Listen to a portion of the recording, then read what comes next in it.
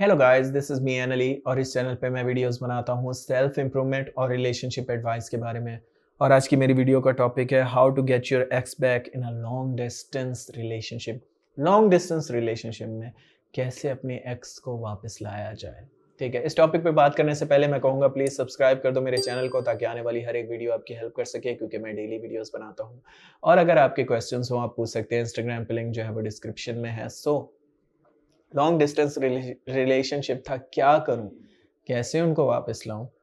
सबसे पहले तो मैं ये कहना चाहूंगा कि अगर आपका डिस्टेंस 1 आवर से ज़्यादा है तो फिर वो लॉन्ग डिस्टेंस है। ज़्यादातर लोग लॉन्ग डिस्टेंस रिलेशनशिप उसको भी समझते हैं जो एक सिटी में रहते हैं, ठीक है, तो वो लॉन्ग डिस्टेंस रिलेशनशिप नहीं है, क्योंकि अगर ऐसे देखा जाए तो फिर पाकिस्तान और इंडिया में हर रिलेशनशिप ही लॉन्ग डिस्टेंस रिलेशनशिप है, बिकॉज हम अंग्रेज तो है नहीं कि एक साथ रहना स्टार्ट करते हैं, ठीक है, बहुत रेयरली ऐसा होता है।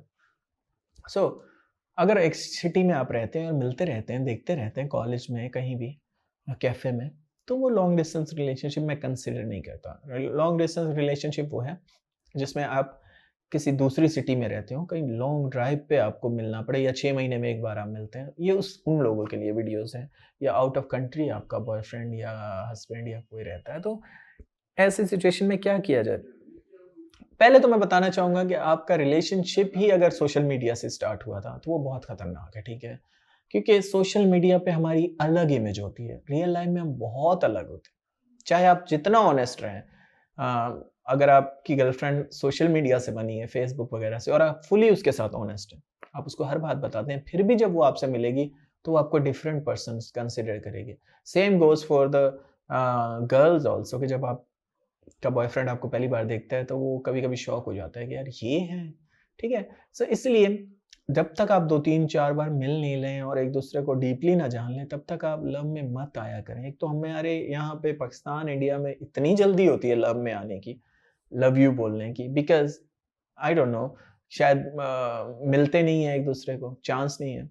इसलिए कोई भी आपको मिलता है, आप बस I love you so much और ये और वो, बिना जाने, बिना मिले, बिना उसको समझे उसकी फैमिली किस तरह की है। जन्म-जन्म के वादे आप कर लेते हैं और उसका नतीजा ये निकलता है कि वो फिर कहीं रफू चक्कर हो जाता है, गायब हो जाता है धोखा दे के या कुछ। तो फिर आपको समझ नहीं आता कि अब क्या करें, क्योंकि आपने इतना इमोशनली इन्वेस्ट किया था उसके अंदर, लेकिन आपने कभी उसकी रियलिटी को जाना ही नहीं था। एक फेक ताश के पत्तों का महल बनाया था और वो जब टूटता है तो फिर आपकी नींदें खराब हो जाती हैं। ऐसी-ऐसी स्टोरीज़ मैं सुनता हूँ जिसमें लड़कियाँ मुझे बता रही होती हैं कि वो रहता दूसरे शहर में, हम कभी मिले नहीं हैं, लेकिन मैं उससे इतना प्यार करती हूँ और मैं उसको गिफ्ट भेजा करती थी और ये वो। तो जब आप मिले नहीं हैं तो आप इतना इमोशनली क्यों रिलाय कर रहे हैं?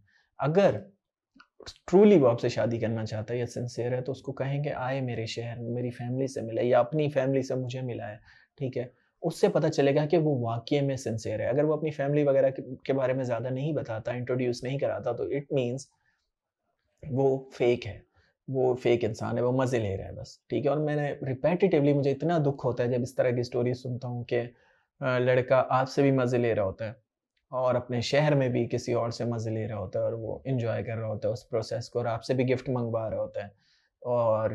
और वुमेन्स का ये है कि वो जितना इमोशनली इन्वेस्ट करती हैं, गिफ्ट्स भेजती हैं, उतना ज़्यादा उस पर्सन को लाइक करती हैं, ठीक है? तो आई डोंट नो अब ये कैसे एक्सप्लेन किया जाए, इसलिए मैं कहूँगा कि बी कॉशियस, अपना ख़्याल रखें, ठीक है? लॉन्ग डिस्टेंस रिलेशनशिप में पहले ये जानें उनको वापस। अब आप मेरे पास आके क्वेश्चन करती हैं कि अब मैं उसको कैसे वापस लाऊँ? अब एक चीज़ जो आपने बनाई ही झूठ के ऊपर है, या एक रिलेशनशिप की बुनियाद, फंडामेंटल्स ही रिलेशनशिप के खराब थे, ठीक है? गलत चीज़ के ऊपर बने हुए थे, तो उसको मैं भी नहीं सुधार सकता, कोई भी नहीं सुधार सकता, आप भी नहीं सुधार सकते। इसलिए अब most of the time too late हो चुका होता है। इसलिए मैं उनको कहना नहीं चाहता, क्योंकि वो इमोशंस में होते हैं, उन्हें दुःख लगता है कि मैं ये कहूँ कि मूव ऑन करो। लेकिन आपको अपने दिमाग को समझाना चाहिए, ठीक है, ऐसी सिचुएशन में। अब बढ़ते हैं कि उनको वापस कैसे लाया जाए। वापस ऐसे लाया जाए कि social media is the only way, अगर आप कनेक्टेड थे, या फ़ोन। देखो, मॉडर्न रिलेशनशिप में ना एक तीसरा पर्सन भी है आप दोनों के बीच में, और वो कहीं पे मार्क ज़करबर्ग है, आपकी व्हाट्सएप की चैट पढ़ रहा है, मज़ाक कर रहा हूँ। मतलब मॉडर्न दौर में एक तीसरा पर्सन भी है और ये रियलिटी है, और वो तीसरा पर्सन क्या है? आपका मोबाइल, ठीक है? आप हो, वो हैं और मोबाइल है, आपके बीच में कनेक्शन। तो इस मोबाइल के थ्रू आपका कनेक्शन है, तो जितना आप उन्हें मिस करते हो, उतना वो भी आपको मिस करेंगे जब आप उनको पॉपअप कोई नोटिफ़िकेशन नहीं आएगा आपको, जब आप का कोई मैसेज नहीं रिंग होगा, कोई कॉल नहीं आएगी। इसी तरह जिस तरह आप मिस कर रहे हो, तो इट मीन्स उनका कनेक्शन सिर्फ़ आपसे ख़त्म नहीं हुआ, उनका कनेक्शन अपने सोशल मीडिया और मोबाइल से भी ख़त्म हुआ है। अगर वो वाक़ई में आपसे प्यार करते थे और कनेक्टेड थे। अगर वो फेक ब्रेकअप रिलेशनशिप था, तो फिर उसको ज़रा भी फ़र्क नहीं पड़ेगा। उसने 3-4 अपने ही मोहल्ले में ही ढूँढ के रखी होगी, अपने शहर में ही ढूँढ के रखी होंगी, जिससे वो एन्जॉय कर रहा होगा लाइफ़ और आपको भी साथ-साथ बेवकूफ़ बना रहा होगा। लेकिन अगर वो वाक़ई में लव करता हो, तो फिर वो जो मोबाइल का जो रिंग है, जो वो नहीं होगी, तो वो आपको मिस करेगा।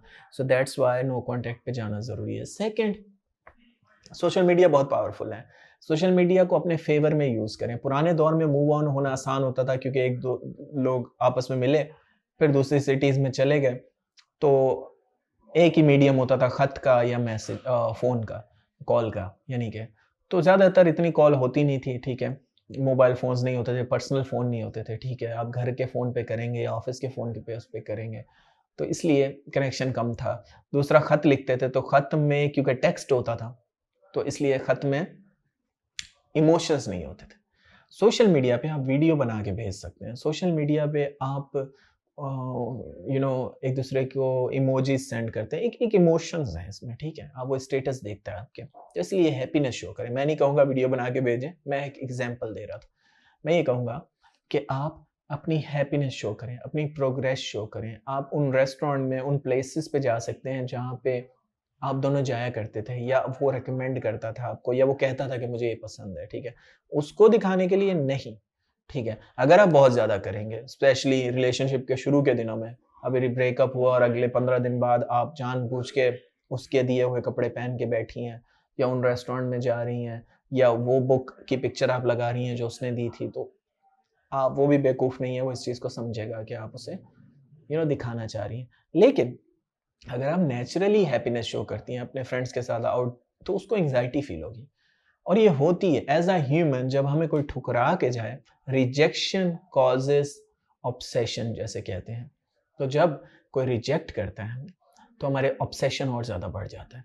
इसीलिए जब आप, अगर उसने कहा कि उससे ब्रेकअप करना है और आप उसे एक्सेप्ट करते हैं, तो आपने एक तरह से उसको रिजेक्ट किया है, तो उसकी ऑब्सेशन और बढ़ जाएगी, और उसकी ऑब्सेशन बढ़ेगी, तो वो आपकी लाइफ में घुसना चाहेगा दोबारा और जानना चाहेगा कि रीज़न क्या है, क्यों इतनी हैप्पी है, इसको कौन मिल गया ऐसा शहज़ादा, ठीक है? So that's it for today. लोगों को हमेशा मिस्ट्री क्रिएट करके रखें, उनको ना जानने दें कि आपके दिमाग में और आपकी लाइफ में रियल में क्या चल रहा है। थोड़ा कन्फ्यूज़ रखें, वो आपको चेज़ करते रहेंगे। So that's it for today.